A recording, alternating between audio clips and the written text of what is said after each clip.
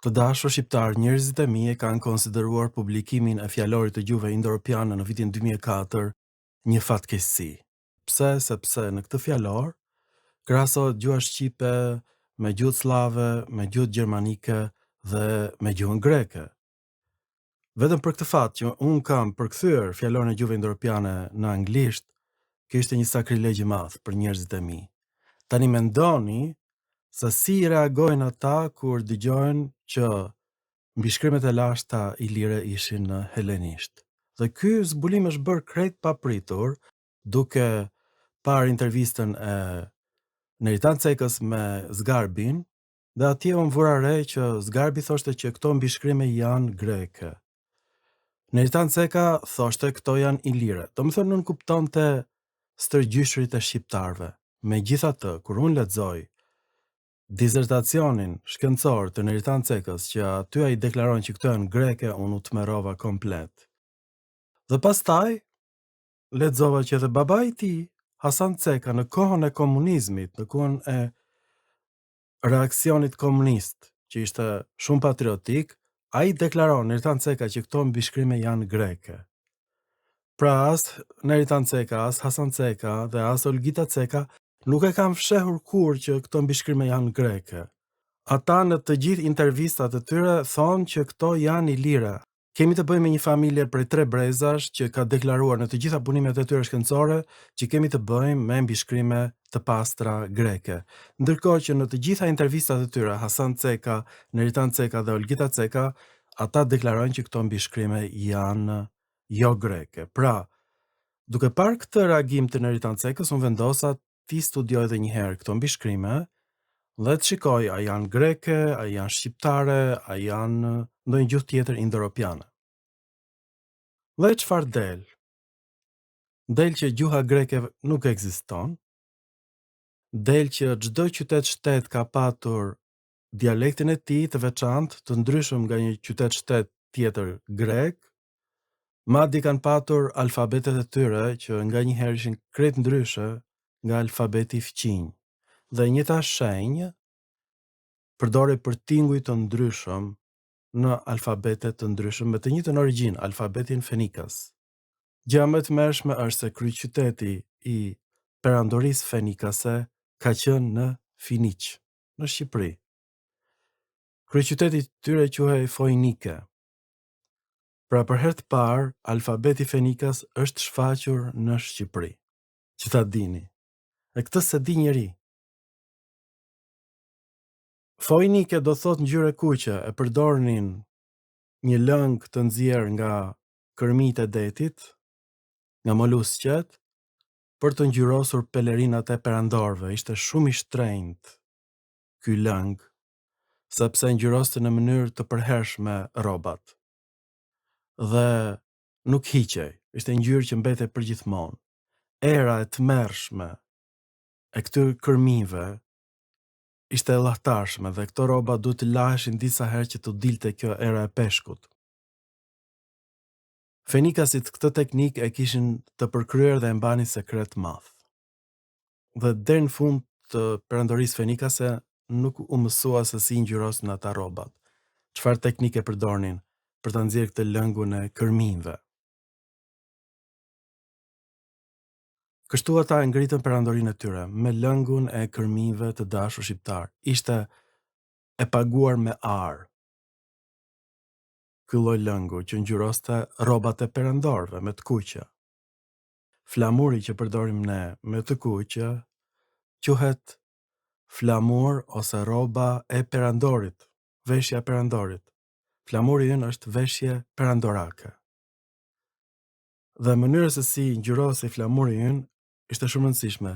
Flamuri ynë është flamuri i perandorisë romake të perëndimit dhe pastaj u bë e lindjes.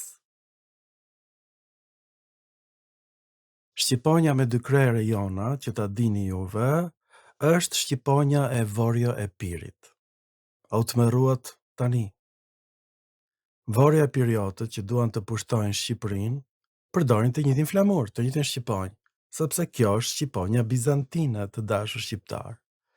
Origjinalja ishte me një kokë nga lindja.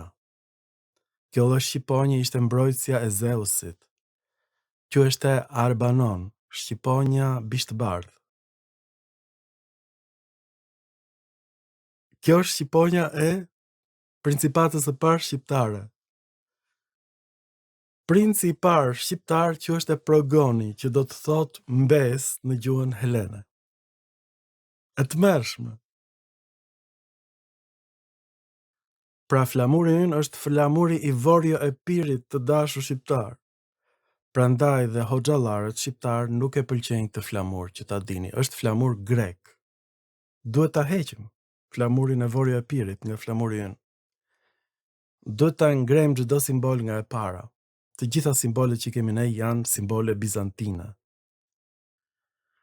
Dhe tani, gjëja më e tmerrshme është se emri Dardani, ky emër është përdorur në Durrës për herë të parë në shekullin e 8 para erës sonë. Varri i Dardanit është në Durrës. Varri i Dardanit është prishur nga vetë grekët, sepse ishte perëndi pagane.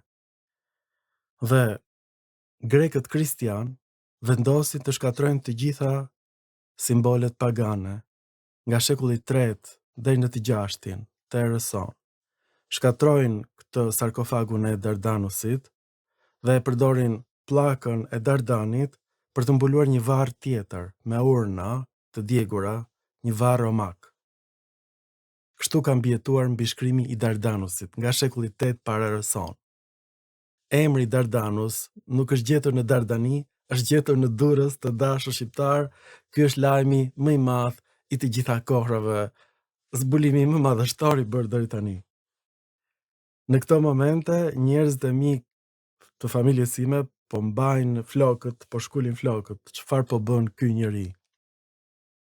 E pra ky njeri, ky shqiptar, po ju tregon juve origjinën e fjalës Dardane, që është përdorur për herë të parë në shekullin e 8 para erës sonë.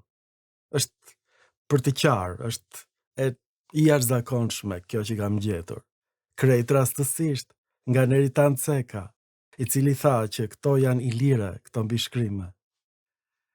Ja shikoni se çfarë shkruajnë ilirët në varret e tyre të dashur shqiptar. Të dashur shqiptar, njerëzit e mi në këto momente po kapin flokët me duar dhe po mendojnë: ç'ishte ajo ditë e zezë kur djali ynë vendosi të merrej me origjinën e fjalëve të shqipes dhe me origjinën e fjalëve ilire. E pra, kjo është jo ditë e zezë, kjo është dita më e bukur në jetën tuaj të dashur shqiptar. Kjo që po shikoni me sytë tuaj është mbishkrimi më madhështor i gjuhës ilire. Është mbishkrimi i varrit të Dardanit. Fjalë për fjalë është Dardane hajre, që shqiptoheshte Dardane here në helenisht. Është mbishkrim helen. Ilirët flisnin helenisht të dashur shqiptar. Ky është emri Dardanos, që në gjuhën helene ndryshojnë në Dardanos. Nuk vjen nga fjala dar dhe shqipes, që ta dini. Dhe ky lakohet kështu: emrore o Dardanos, gjinore tu Dardanu, dhanore toi Dardanoj, kallëzore ton Dardanon dhe thirrore Dardane, por ka qenë me o, si në shqip. Është zhdukur kjo në helenisht. Pra dhe në ilirisht, u zhduk. Dhe tani, fjala hajre, që në helenisht shqiptoheshte here, është imperativi ose mënyra urdhërore e foljes hajro, që do thot jam i lumtur. Mori kuptimin lam të mirë, ti jesh i lumtur në botën tjetër. Është origjina e fjalës hare në shqip. Pra, në shqip është emër, në gjuhën helene është folje të dashur shqiptar. Do thot lumturohu në botën tjetër. Kalofsh mirë në botën e vdekjes. Ky është mbishkrimi i Dardanusit, të dashur shqiptar në Durrës. Kjo është çmenduri, kjo që kam gjetur, të dashur shqiptar. Përse është kjo çmenduri, do thoni ju? Sepse grekët nuk përdorin formën e njëjësit, grekët përdorin formën e shumësit, hajrete ose herete në gjuhën greke. Pra, hajre ose here e përdornin ilirët, ose dardani më sakt. Të dashur shqiptar, krejt pa dashje, sot kemi vënë re një gjë që gjendet vetëm në gjuhën shqipe dhe vetëm në gjuhën helene. Urdhërorja në shqip është mbylle, hape, nxire, shkule. Kështu është dhe në helenisht. Hajre, lumturohu.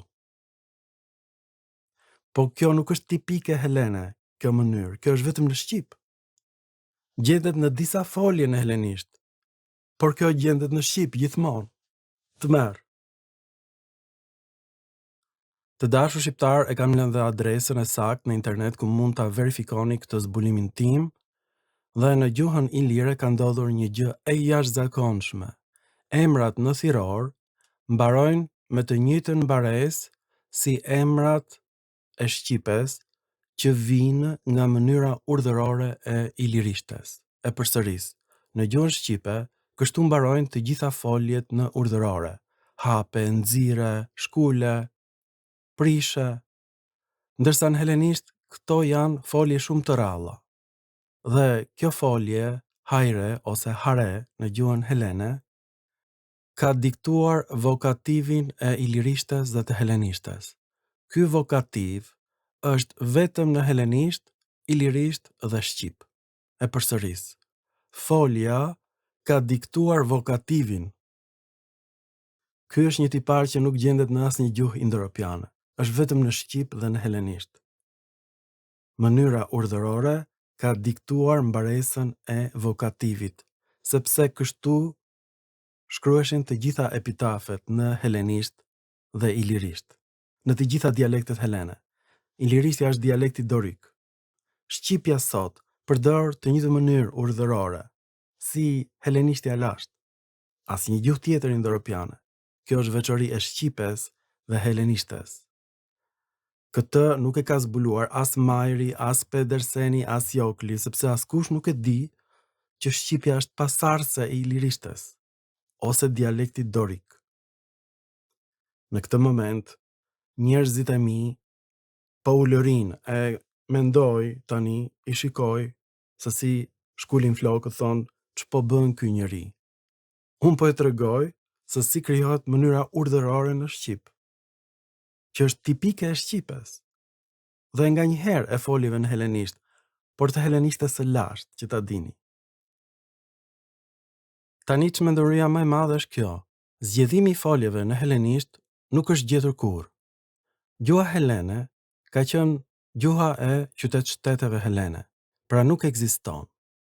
Janë gjetur vetëm aty këtu disa forma të foljes hajro, por asnjëherë zgjedhimi i plot i kësaj folje. Zgjedhimi i foljeve gjendet vetëm në gjuhën shqipe. Gjuha greke sotme nuk e ka zgjedhimin e helenishtës së lashtë. Këto forma me të kuqe nuk janë gjetur kurrë. Janë të rindërtuara me kompjutra, të dashur shqiptar. Këtë unë nuk e kam ditur dhe asnjë grek nuk e di, që nuk është gjetur kurrë greqishtja e lashtë. E shikoni, të gjitha janë me të kuqe.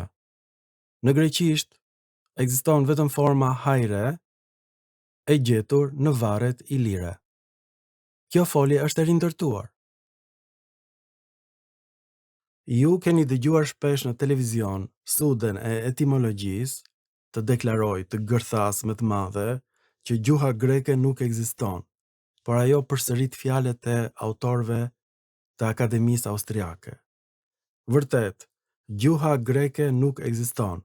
Kjo provohet me foljet në greqisht. Nuk janë gjetur kurrë foljet në greqisht.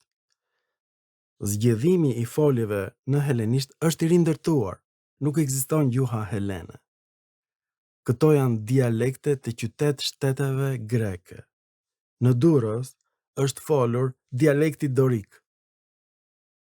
Ilirisht është gjetur dardane here ose hajre, që ka dhënë hajër në shqip. E kuptoni apo jo? Gjuha shqipe ka marrë këtë nga forma urdhërore e ilirishtes, që është në shqip: hape, nxire, shkule, prishe, ule, ngrihe, Nuk ekzistojnë këto në helenisht, nuk janë gjetur kurrë, janë vetëm në gjuhën shqipe. Kjo është forma urdhërore e gjuhës shqipe. Kjo ka diktuar vokativin në ilirisht dhe në helenisht, mbaresën e vokativit, për shkak të harmonisë së shprehjes dardane hajre. Po kështu lakohen të gjithë emrat në thirrore në ilirisht dhe në helenisht. Dhe këtë ka diktuar gjithmonë fakti që kur shkruheshte epitafi i të vdekurit, duhet të shkruhej thirrori dhe folja në imperativ, urdhërore veta e dytë njëjës. Grekët përdorin hajrete gjithmonë shumës, si formë e respektimit. Ilirët përdorin gjithmonë njëjsin, si në shqip. Tash e kuptuat apo jo? Fjala Dardanus është përdorur në Durrës për herë të parë. Sarkofagu i Dardanusit është shkatruar. Pllaka e Dardanusit është vënë mbi një varr tjetër, dhe këtë kam gjetur unë.